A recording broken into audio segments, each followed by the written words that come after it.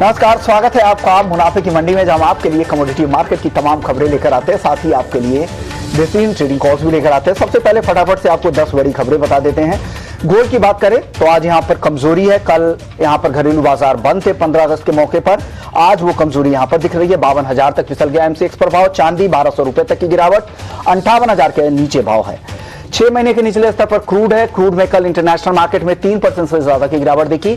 आज यहां पर 1% की गिरावट दिख रही है। एमसीएक्स पर गिरावट ज्यादा है क्योंकि कल बाजार बंद थे 7,100 के आसपास। नेचुरल गैस यहां पर तेजी दिख रही है। 700 रुपए के ऊपर एमसीएक्स पर कारोबार हो रहा है। इंटरनेशनल मार्केट में भी तेजी है। कॉपर, चीन और यूएस के जिस तरह के इकोनॉमिक आंकड़े आ रहे हैं उससे यहां पर दबाव बना है। मांग घटने की चिंता है। सभी बेस मेटल्स पर दबाव है। कॉपर सबसे ज्यादा कमजोर है, 1% से ज्यादा नीचे। अब बात करते हैं एग्री वादा की, जहां पर आज तेजी दिख रही है। मेंथा ऑयल जहां पर सिंथेटिक सप्लाई ज्यादा है, हालांकि आज हल्की तेज खरीदारी है। 990 रुपए के आसपास एमसीएक्स पर मेंथा कारोबार कर रहा है। कॉटन जबरदस्त तेजी, 49,600 के आसपास एमसीएक्स पर कॉटन पहुंच गया है। लेकिन जो जुलाई और अक्टूबर के बीच का जो वायदा का गैप है वो अभी भी 7 से 8,000 रुपए के बीच है, क्योंकि वो नया सीजन है। नए सीजन में जब नए अराइवल्स आते हैं तो उसका प्रेशर वहां पर दिखेगा। उस वजह से वहां पर काफी ज्यादा डिस्काउंट दिख रहा है। हल्दी की बात करें तो कमजोर कारोबार है। एक दायरे में कह सकते हैं 7,300 रुपए के नीचे एनसीडीएक्स पर हल्दी का सितंबर का वायदा ट्रेड कर रहा है। जीरा दायरे में कारोबार 24,900 के आसपास, जीरा का सितंबर वायदा। धनिया हल्की कमजोरी 11,600 रुपए के आसपास एनसीडीएक्स पर कारोबार कर रहा है। चलिए, ये तो बात हो गई टॉप 10 खबरों की, लेकिन आज सबसे पहले बात हम करेंगे खाने के तेल की। आज हमारे साथ दोराब मिस्त्री साहब हैं, गोदरेज इंटरनेशनल के डायरेक्टर हैं, लंदन से जुड़ रहे हैं। सर, स्वागत है आपका ईटी नाउ स्वदेश पर। सबसे पहले सर, एक खबर है, आज आईएमसी की बैठक पर आज एक बैठक है और उसमें अहम मुद्दे पर चर्चा होगी कि पाम तेल फ्यूचर्स को वापस से ट्रेडिंग शुरू की जाए। इस पर चर्चा हो सकती है, पुनर्विचार हो सकता है।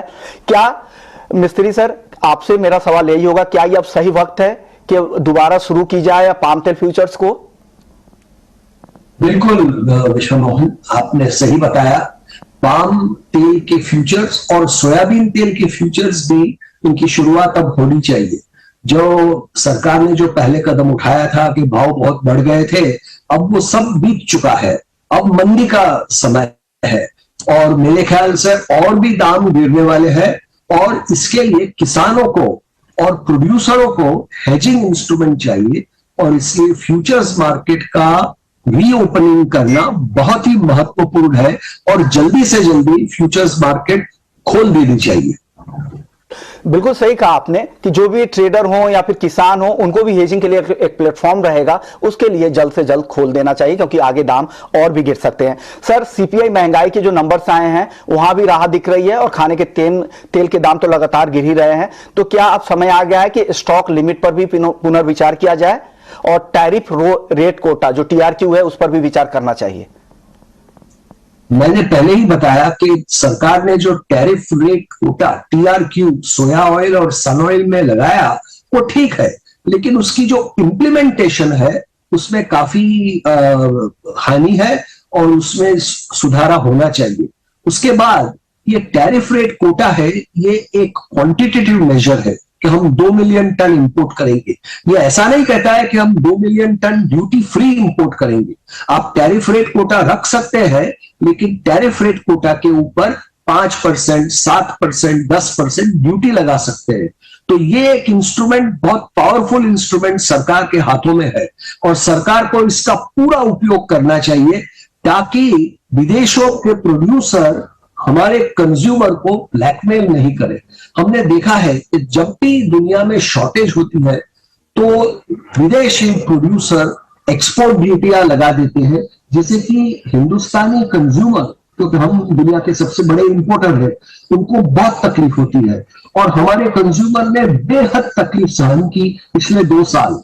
अब अच्छे दिन आए हैं, अब मंदी का मौसम है, भाव गिर रहे हैं, तो उस बार हमें ये अवश्य देखना चाहिए कि ये प्रोड्यूसर लोग एक्सपोर्ट ड्यूटियां हमारे इंपोर्ट्स पर नहीं लगाए और हम हमारे कंज्यूमर और खास करके हमारे किसानों को प्रोटेक्ट करते रखें। तो इसलिए मैं मानता हूं कि टीआरक्यू में थोड़े सुधार करने चाहिए और सरकार को ये भी जारी रखना चाहिए कि हम हमेशा हर 15 दिन इंपोर्ट ड्यूटी का असेसमेंट करते रहते हैं कि क्या इंपोर्ट ड्यूटी जरूरी है या नहीं है, क्योंकि हमको देश में किसानों को भी प्रोटेक्ट करना पड़ेगा। बिल्कुल सही बात है कि इंपोर्ट ड्यूटी का असेसमेंट होना चाहिए, उस पर विचार होना चाहिए हर 15 दिनों पर कि क्या जरूरी है, क्योंकि किसानों का हित भी ध्यान रखना है अगर आपको इंपोर्ट बिल अगर कम करना है। और एक और डेटा यह भी है कि टोटल एग्री इंपोर्ट का जो बिल है उसमें 40% हिस्सा सिर्फ खाने के तेल का है। तो एक अहम इंपोर्ट बिल हमारे लिए है। तो अगर खाने के तेल का अगर उत्पादन आपको बढ़ाना है तो देश में बेहतर दाम भी देना पड़ेगा। सर, अब बात करते हैं अलग अलग तेल की। जब आपसे रमजान के आसपास बात हुई थी तो आपने कहा था कि रमजान और ईद के बाद दाम काफी कम होंगे। उन स्तरों से अगर पाम तेल की को देखें तो करीब करीब 30-35% तक भाव नीचे आ चुके हैं, लेकिन पिछले एक आध हफ्ते से वापस से एक तेजी देखनी शुरू हो गई है और महीने भर की ऊंचाई के आसपास है। आपको लग रहा है यहां से और गिरावट आएगी, 1000 रिंगिट तक और मलेशियाई पाम फ्यूचर गिर सकता है यहां से? बिल्कुल, मैंने मेरा फोरकास्ट दिया है कि पाम तेल का वायदा थर्ड मंथ बीएमडी पर जो अब 4000, 4100, 4200 तक सट्टे वाले ले गए हैं, ये बिल्कुल अनजस्टिफाइड है। दुनिया में आप देखिए रिसेशन आ रहा है, डिमांड में प्रॉब्लम है और सप्लाई बेहद ज्यादा है। तो इनका नतीजा ये होना चाहिए कि दाम कम से कम 15 या 20% और गिरने चाहिए और पाम तेल का वायदा ये जो 4000 पे अब सट्टे वाले ले गए हैं वो 3000 हो जाना चाहिए सितंबर महीने के अंत तक। बड़ी बात कह रहे हैं कि सितंबर के महीने तक 3000 रिंगिट तक मलेशियाई पाम फ्यूचर्स गिर सकता है। जो तेजी आई है वो तेजी इस लेवल पर नहीं टिकेगी और जो करंट लेवल है यहां से 15 से 20% की गिरावट की संभावना है। सर, अब बात कर लेते हैं इंडोनेशिया की। इंडोनेशिया लगातार सप्लाई बढ़ाने की कोशिश कर रहा है पाम तेल की और जो घरेलू उनको बिक्री करना है उसे अब 9 गुना तक ज्यादा एक्सपोर्ट करेंगे। क्या ग्लट की भी संभावना है, क्या ओवर सप्लाई की भी संभावना है इंटरनेशनल मार्केट में, या डिमांड काफी ज्यादा है तो उस तरह की दिक्कतें नहीं होंगी? इंडोनेशिया में ऑलरेडी बहुत बड़ा ग्लट है क्योंकि इंडोनेशिया की सरकार ने बहुत बड़ी गलती की जब उन लोगों ने पाम ऑयल का एक्सपोर्ट बैन कर दिया। ये बैन किया, इसने इंडोनेशिया की इकोनॉमी का इतना नुकसान किया है कि आप कल्पना नहीं कर सकते। और वहां मेरे ख्याल से कम 9 या 10 मिलियन टन का स्टॉक पड़ा है। वहां की जो एसोसिएशन कहती है कि स्टॉक 7.3 था और इस महीने 6.8 हो गया, ये बिल्कुल फजूल बात है। स्टॉक मेरे ख्याल से मिनिमम 9 से 10 मिलियन का पड़ा है और इंडोनेशिया की सरकार बेहद ट्राई करती है, कोशिश लगाती है कि वो एक्सपोर्ट बढ़ाए, लेकिन साथ साथ ये लोगों ने एक्सपोर्ट ड्यूटी भी बढ़ाना शुरू कर दिया। तो ये दो आइटम बिल्कुल एक दूसरे से कॉन्ट्ररी है। आप एक्सपोर्ट ड्यूटी नहीं बढ़ा सकते हैं जबकि आप एक्सपोर्ट भी बढ़ाना चाहते हैं। सो मेरा मानना है कि इंडोनेशिया को एक्सपोर्ट ड्यूटी जीरो करनी पड़ेगी और इंडोनेशिया को सारे जो रेस्ट्रिक्शन लगाए हैं एक्सपोर्ट पे वो निकाल देने चाहिए। अगर वो ये सब कदम उठाएंगे तो चलते चलते मेरे ख्याल से दिसंबर या जनवरी तक में इंडोनेशिया का स्टॉक नॉर्मल हो जाएगा। अगर ये लोग एक्सपोर्ट ड्यूटी लगाते रहे और ये रेस्ट्रिक्शन लगाते रहे तो इंडोनेशिया का स्टॉक अगले साल अप्रैल मई तक बहुत ज्यादा रहेगा। ये एक ऐसी बात है कि इंडोनेशिया की सरकार अब समझ नहीं रही है, इनको समझने के लिए टाइम लगेगा। ओके, चलिए सर, अब पाम तेल के बाद अब सोयाबीन की बात कर लेते हैं। सोयाबीन भी 6 हफ्ते की ऊंचाई से गिरावट यहां पर बढ़ी है और यूएस को लेकर यह रिपोर्ट आ रही है कि वहां पर उत्पादन और यील्ड दोनों रिकॉर्ड पर पहुंचने का अनुमान है। क्या ऐसे में आने वाले समय में सोयाबीन भी पाम तेल के तर्ज पे गिर सकता है या यहां पर गिरावट कम रहेगी? सोयाबीन में गिरावट कम रहेगी क्योंकि सोयाबीन तेल में बायोडीजल और रिन्यूएबल डीजल का डिमांड बहुत अच्छा है यूनाइटेड स्टेट्स में। लेकिन आपने एक बात देखी होगी कि पिछले 2 महीनों में बारिश all over the world better हो रही है। आप यूएसए में देखिए कि हर हफ्ते जहां जहां चाहिए वहां बारिश हो रही है। हिंदुस्तान में आप देखिए हमारे मॉनसून में एक बार मैं खुद का अपने फोरकास्टर के अनुसार जो मैंने पढ़ा था वो बोलता था कि शायद हमारा मॉनसून परफेक्ट नहीं रहेगा, लेकिन अब तो लगता है कि मॉनसून बड़ा बम्पर रहेगा। तो दुनिया भर में ये पैटर्न है, सिर्फ यूरोप में थोड़ा प्रोडक्शन में प्रॉब्लम है।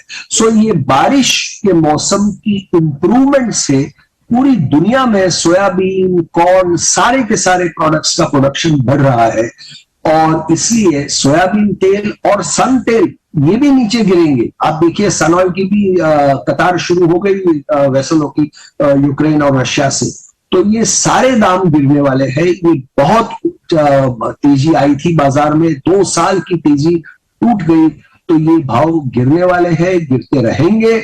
और मैं सोचता हूं कि कंज्यूमर के लिए आगे चलते 6 महीने 12 महीने के लिए बड़ी रिलीफ मिलेगी कंज्यूमर को, और सरकार को सतर्क रहना चाहिए। इसलिए मैंने कहा कि टीआरक्यू में थोड़ा सुधारा करना पड़ेगा, क्योंकि ये फ्री इंपोर्ट अगर लगता रहे तो हमारे सोयाबीन फार्मर मर जाएंगे यहाँ। बिल्कुल बिल्कुल, क्योंकि सोयाबीन का अराइवल टाइम भी होगा। हालांकि फेस्टिव सीजन है, इस वजह से सरकार को हो सकता है इस सरकार सतर्क हो, लेकिन टीआरक्यू पे विचार करना चाहिए, टैरिफ रेट कोटा पर, और रैशनल तरीके से इसे धीरे धीरे आप लगा भी सकते हैं, बढ़ा भी सकते हैं।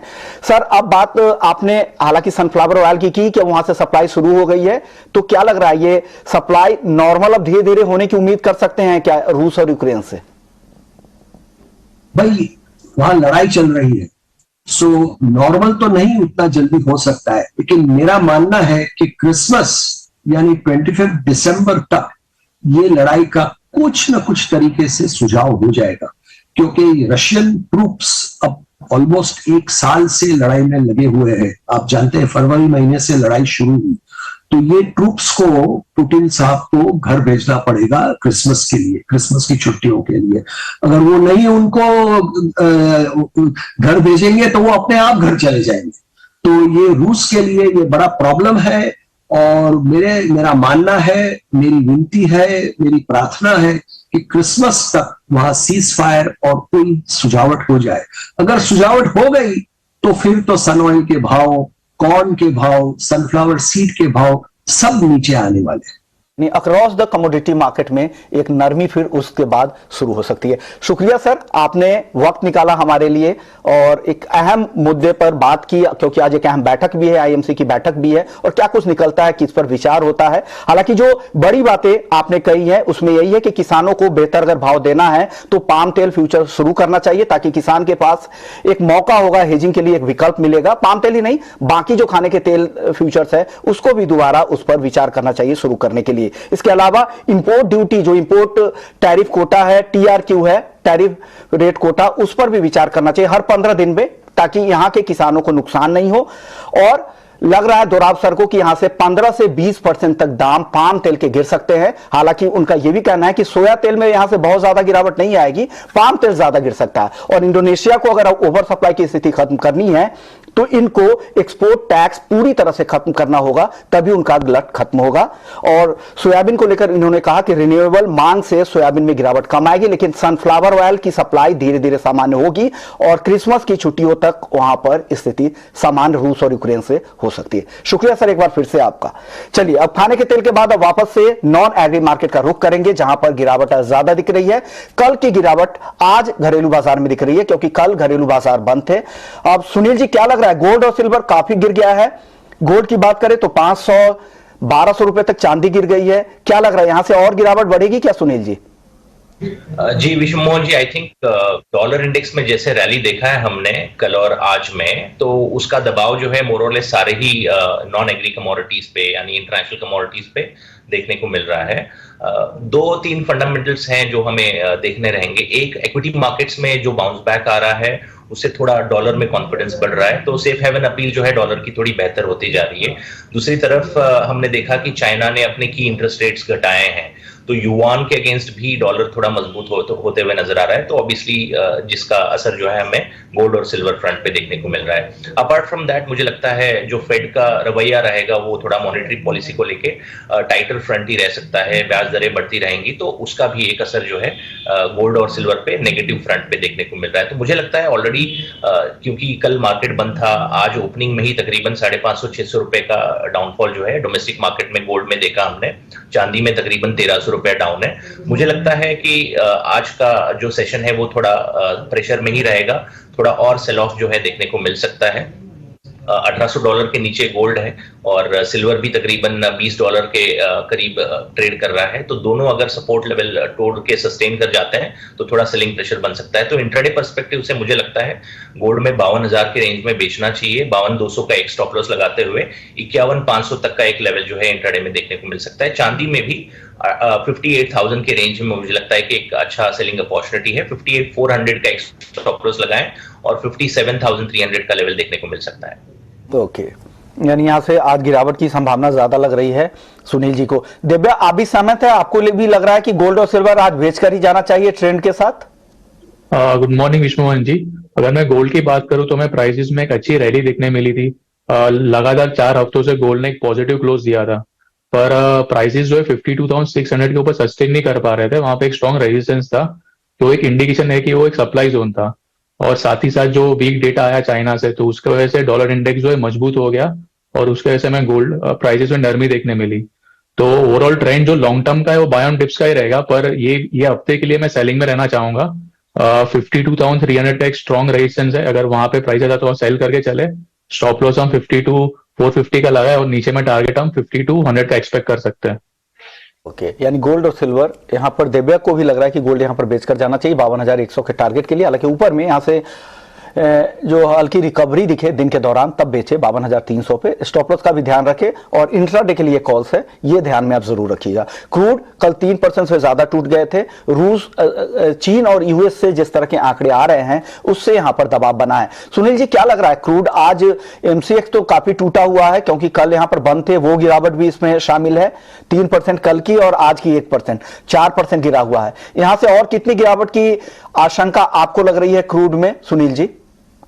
जी विष्णुमोहन जी, मुझे लगता है कि और 4 से 5% तक का फॉल जो है मैं एंटिसिपेट कर रहा हूं। जैसे आपने बताया, चाइना एक मेजर इंपोर्टर है क्रूड का और जुलाई के जो आंकड़े हैं, इकोनॉमिक आंकड़े हैं चाइना के, वो खराब हैं और एंटिसिपेट यही किया जा रहा है कि आने वाले महीने में भी थोड़ा डेटा जो है उतना सपोर्टिव नहीं रहेगा, तो कहीं ना कहीं उसका दबाव जो है देखने को मिल सकता है। और अदर फ्रंट पे यूएस के स्टॉक्स पे अगर हम नजर डालते हैं तो यूएस के पास सफिशिएंट स्टॉक्स हैं और ग्लोबल रिसेशनरी कंसर्न्स के चलते भी जो क्रूड ऑयल का ग्लोबल डिमांड है उसके जो एस्टिमेट्स हैं वो कमजोर हैं। तो मुझे लगता है ब्रेंट अभी तकरीबन $97-99 के रेंज में एक ट्रेड कर रहा है। ऑन द लोअर साइड मुझे लगता है $94 या $95 का एक बेस बना सकता है करंट सिनारियो में। जैसे ब्याज दरें बढ़ेंगी उसका भी थोड़ा बहुत दबाव जो है क्रूड ऑयल के फ्रंट पे देखने को मिलेगा। तो मेरा व्यू आज के लिए भी सेलिंग का ही रहेगा। हालांकि 300 रुपए डाउन है, बट कल का मार्केट बंद था तो उसका इम्पैक्ट आज हमने मार्केट ओपनिंग में ही देखा। आज भी लगता है कि और एक 100 रुपए तक का करेक्शन इंट्राडे में देखने को मिल सकता है। तो जो इंट्राडे ट्रेडर्स हैं, मुझे लगता है 7,080 के रेंज में सेलिंग इनिशिएट करना चाहिए। 7,140 का एक स्टॉप लॉस लगाएं। ऑन द डाउन साइड 6,950 तक का एक टारगेट लेके चल सकते हैं। इंट्राडे के लिए 6,950 का टारगेट है, 7,080 पे बेचे और जो भी ट्रेड करे बिना स्टॉप लॉस के नहीं करे। 7,140 का स्टॉप भी है क्योंकि नुकसान भी आपको कम करना है, इसलिए स्टॉप लॉस लगाए जरूर। आपका व्यू क्रूड पर दिव्या? मैं लास्ट वीक काफी उथल पुथल देखने मिली। हर दिन करीब 200 से 300 पॉइंट का मूवमेंट था, पर प्राइसेस जो है 7,500 के ऊपर सस्टेन नहीं कर पा रहे थे। वो एक स्ट्रॉन्ग रेजिस्टेंस था और अभी जो डेटा है इंडस्ट्रियल प्रोडक्शन का वो वीक आया, तो उसके वजह से डिमांड जो है थोड़ा सा वीक हो गया। साथ ही साथ रिसेशन का भी फियर है मार्केट में और ईरान की भी जो न्यूक्लियर डील की जो बात वापस से चल रही है और सऊदी अरेबिया को जो कंपनी है उन्होंने भी बोला कि हम लोग भी प्रोडक्शन बढ़ाने के लिए रेडी है। तो ये सारे के सारे जो फंडामेंटल न्यूज है वो प्राइसेस के लिए एक हेडविंड साबित हुए और हमने देखा था कि येस्टरडे नाइमेक्स क्रूड जो है इंट्राडे में 4 से 5% डाउन था इंट्राडे में।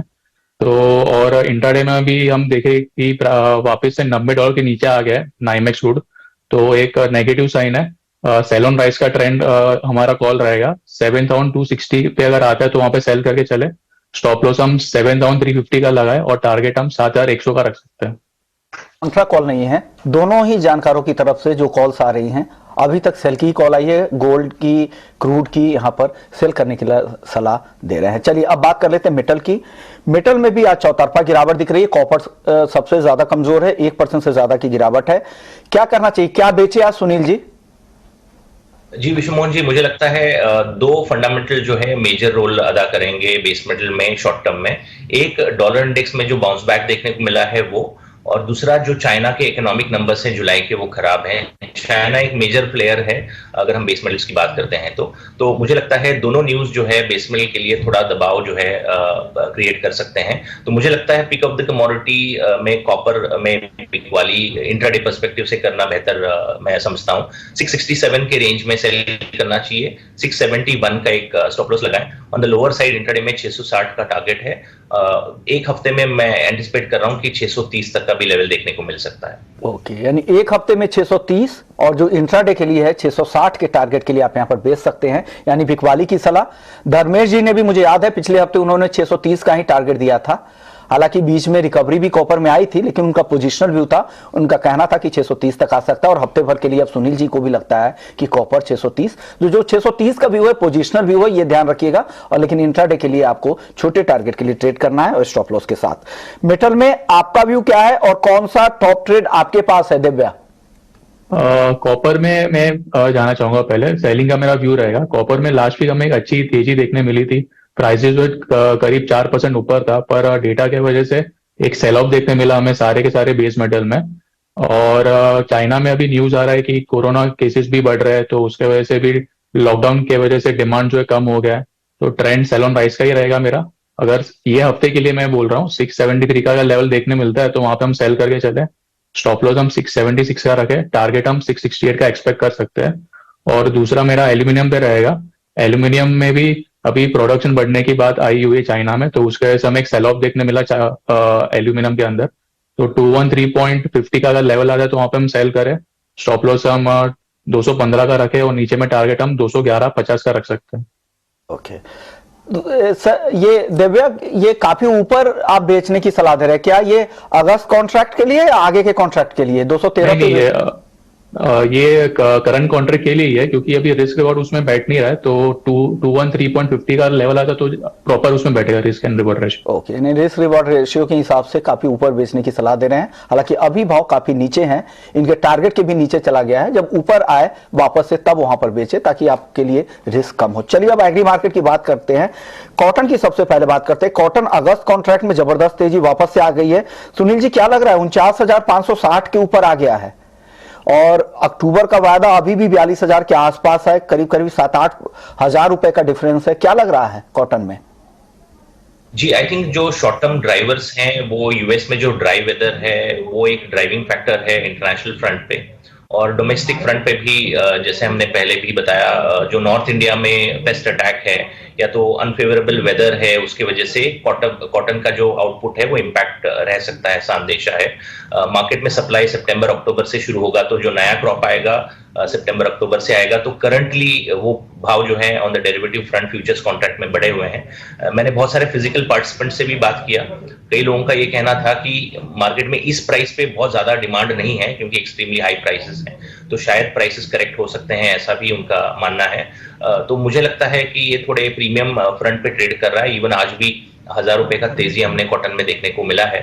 बट कहीं ना कहीं एक कॉशियस ट्रेड लेना जरूरी है कॉटन में। मुझे लगता है थोड़ा बहुत प्रॉफिट बुकिंग जरूर देखने को मिल सकता है। और जैसे आपने बताया अगला वायदा ऑलरेडी 7-8 हजार पॉइंट डिस्काउंट पे चल रहा है, तो मुझे लगता है कि एक आर्बिट्राज की अपॉर्चुनिटी है, करंट में सेल करके अगले में बाई करें, वो एक स्ट्रेटेजी ठीक रह सकती है। या तो जो ओपन एंडेड ट्रेडर्स हैं, मुझे लगता है अगर 49,600-700 के रेंज में मिलता है तो बेचना चाहिए। 49,900 का एक रेजिस्टेंस है, वहां का स्टॉप लॉस लगाएं। ऑन द लोअर साइड मुझे लगता है 48,500 तक का लेवल मिल सकता है। ओके, यानी दो वायदा में डिफरेंस है, तो आर्बिट्राज का आपके लिए फायदा हो रहा है। लेकिन जो कॉटन को लेकर जो आउटलुक है, वहां पर यूएसडीए की जो क्रॉप रिपोर्ट है उसमें भी 34% ट्रेडर को लगता है कि यूएस की जो क्रॉप है वो काफी कमजोर रह सकती है। वेरी पुअर की रेटिंग वो लोग दे रहे हैं, 35% ट्रेडर्स का मानना है। तो वो एक चिंता है, और यही वजह है कि वहां पर भी आइस कॉटन भी 7 से 8 हफ्ते की ऊंचाई पर चला गया है, $122 के आसपास अब वापस से पहुंच गया है। चलिए अब दूसरी एग्री कमोडिटी ग्वार की बात कर लेते हैं। ग्वार को लेकर राजस्थान में जिस तरह की अच्छी बारिश हुई है उसका यहां पर नुकसान हुआ है, आज एक रेंज में कारोबार कर रहा है। ग्वार में क्या लग रहा है, कहां से खरीदारी शुरू करें सुनील जी? जी, मुझे लगता है कि ग्वार सीड की अगर बात करते हैं तो 4,800 का लेवल ठीक ठाक एक एंट्री पॉइंट देखने को मिल सकता है। ठीक ठाक करेक्शन हुआ है। इवन क्रूड ऑयल के भी प्राइसेस नरम हैं, तो उसका भी थोड़ा असर हमको देखने को मिला है। बट मुझे लगता है 4,800 का रेंज एक अच्छा एंट्री लेवल होगा। 4,700 का एक स्टॉप लॉस लगाएं। फिर से ऑन द हायर साइड मुझे लगता है कि 5,100 तक का एक लेवल जो है ग्वार सीड में देखने को मिल सकता है। चलिए, अब शो को यहीं खत्म करने का वक्त आ गया। शुक्रिया सुनील जी आपका, दिव्या गगलानी आपका, आप लोगों ने वक्त निकाला, पूरा आउटलुक समझाया। तो मुनाफे की मंडी में फिलहाल इतना ही, लेकिन आप बने रहिए हमारे साथ। ब्रेक के बाद आपके लिए लेकर आएंगे FNO जंक्शन। नमस्कार।